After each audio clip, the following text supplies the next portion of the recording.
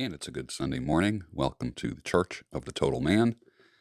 Get your coffee, strap yourself in because we're doing Proverbs chapter 5 today. Very excited. This is the 5th episode of CTM, Church of the Total Man. Basically, a church for men. Revolutionary, right? When we fix men, we fix a community.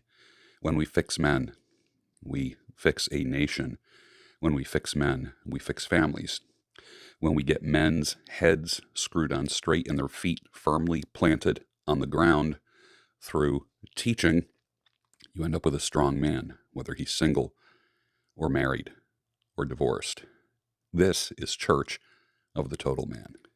Proverbs chapter 5. My son, here we go with my son, very similar to my version of listen, my son, be attentive to my wisdom.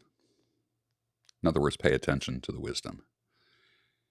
Incline your ear to my understanding that you may keep discretion. Or in other words, how to make the right decisions. You come to a fork in the road. Your discretion is, do I go left? Do I go right? Do I go straight? Which way do I go?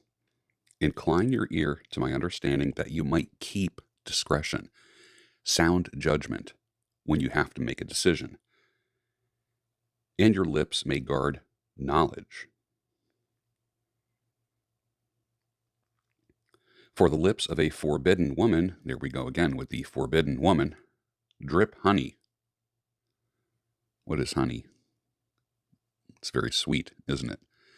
The forbidden woman is very sweet. We talked about what a forbidden woman can be, who she can be, maybe if you've even been with forbidden women. Her speech is smoother than oil. They're very smooth. But in the end, she's as bitter as wormwood. In other words, just as bitter as lemon. Like when it touches your lips and your mouth, you go, ugh, like that in the end. But in the beginning, she's as sweet as honey. Sharp as a two-edged sword, her feet go down to death, her steps follow the path to Sheol, hell. She does not ponder the path of life. Where have we heard that before? Right? Remember, ponder the path of your feet. In other words, know which way your feet are going in, the direction that your life is going in. She doesn't do that. She doesn't ponder her path at all. Her ways wander. You ponder, she wanders. Do you want a woman that ponders, or do you want a woman that wanders? How many have had enough of women that wander? We want a woman that ponders the path of life and ponders the path of her feet and makes the right decisions, or has at least stopped making wrong decisions. Her ways wander, and she does not even know it. She's not even aware that she has wandered. And now, O sons, listen to me. Do not depart from the words of my mouth. This is an older gentleman teaching young men. Hence, listen, my son. Keep your way far from her. Don't go near the door of her house, lest you give your honor to others and your years to the merciless. Proverbs 5 is pretty darn brutal. Lest strangers take their fill of your strength, and your labors go to the house of a foreigner. And at the end of your life you groan, when your flesh and body are consumed, and you say, how I hated discipline, because you didn't ponder the path of your feet. You were attracted to the honey. Some people call it a honey trap. The sweetness of honey, the attractiveness of honey. Why is your flesh and body consumed? Could it be from disease? Is that even a possibility? Maybe you got a disease, a sexual disease from the forbidden woman whose lips drip honey. And you say, how I hated discipline, and my heart despised reproof, teaching. I did not listen to the voice of my teachers or incline my ear to my instructors. I am at the brink of utter ruin in the assembled congregation. It's going to get heavy now. Drink water from your own cistern. In other words, look for your own woman. Don't go after someone else's woman, number one. Number two, just look at the implications. Don't go after the forbidden woman. Drink water from your own cistern. Get water from your own source. Get satisfaction and life-giving substance from your own source. Get loving, affection from your own source. Flowing water from your own well. Should your springs be scattered abroad? You've heard me use the imagery of seeds and fields and farmers and planting. Should your springs be scattered abroad? The most valuable substance in the world is in your body, that dynamic living seed of yours. Should it be scattered abroad? Streams of water in the streets? Let them be for yourself alone and not for strangers with you. In other words, you are valuable. Your seed is not for strangers, strange women, forbidden women. How many have deposited seed into women who they don't even know where they are now? Where is she? In another state? In another country? Where has your seed gone? Let them be for yourself alone and not for strangers with you. Let your fountain be blessed. Fountain, kind of a euphemism or another word for your sexual apparatus. Let your fountain be blessed and rejoice in the wife of your youth. A lovely deer, a graceful doe. Let her breasts fill you at all times with delight. Breasts are delightful. There's something about a woman's breasts that men love. The softness, the curves. I do think it's primal in the sense that they are the actual entities that fed us when we were babies. I think that's why one of the reasons why we're naturally drawn to breasts. Yet women have to take responsibility for their breasts because they just use them to attract men and to please men, and for no other reason. You've heard me talk about the moral inversion. A woman uses her body for something that God did not intend it for. The number one use of all of your sexual apparatus, ladies, if you're watching this, and I know you are, the number one use of your breasts and of your private parts is to create life. After that, fun and pleasure for your husband, your man, the person you're going to be with for the rest of your life. It's for him. You've heard me say this in the past, that God did not have to make sex feel good. But he did, because it's an incentive to procreate and to create and to build something that's going to outlive both of you as a couple. And that's life. It's a beautiful thing. If you're not creating life, and there's no reason why you can't create life, you're living in sin. Your body was meant to create life, not just to have pleasure. Men, your sexual apparatus is to create life, not just bring pleasure to yourself or put into forbidden women. And ladies, your bodies were meant to create life, not to have some rando stranger that you think cares for you just pound away for his own pleasure while you're getting off. Being celibate is a beautiful thing because you're waiting to create life. That's what you're doing. Let her breasts fill you at all times with delight. Men love breasts. We just love breasts. And there's a reason why. Be intoxicated always in her love. Beauty is a very subjective thing. If you love your woman, that's incentive. If you feel lust for her, a desire for her, that's a built-in incentive to stay together and to create life, period. The fact that it is fun and is pleasurable, that's kind of like the hidden benefit of it all.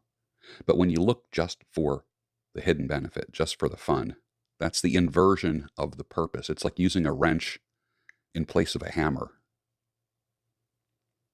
You want to hammer a nail into wood? You use a hammer, not a wrench, or the other end of a screwdriver. Why should you be intoxicated, my son, with a forbidden woman, another woman, when God has provided a woman for you? And I know some of you guys are thinking, where is that woman that God provided for me? She's out there. She is out there. And I do believe that you need to pursue her. I do believe you make it known to her that you are interested. And of course, her reaction is going to be either yes or no. This is why it's kind of a numbers game, so to speak. Why should you be intoxicated, my son, with a forbidden woman and embrace the bosom of an adulteress? Or just other women? I mean, how many breasts and bosoms have you embraced in your lifetime? Notch count, body count. Ladies, how many men have embraced your breasts? How many men's mouths have been on your body? How many hands have been on your body? How many men's apparatus have been inside your body depositing seed that you short-circuited through hormonal birth control? It's dead. Everything about it is dead. 13 seconds of pleasure, and that is it, for absolutely no purpose. There's no purpose except pleasure.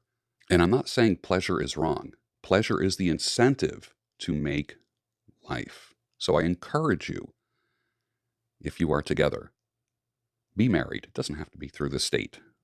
We're not going to get into that argument here. But you can make a commitment to one another. And with that commitment, you can create life. Embrace the bosom of an adulteress, the forbidden woman, for man's ways are before the eyes of the Lord. The eye in the sky. The video cameras on every corner. You can't even drive down a highway now.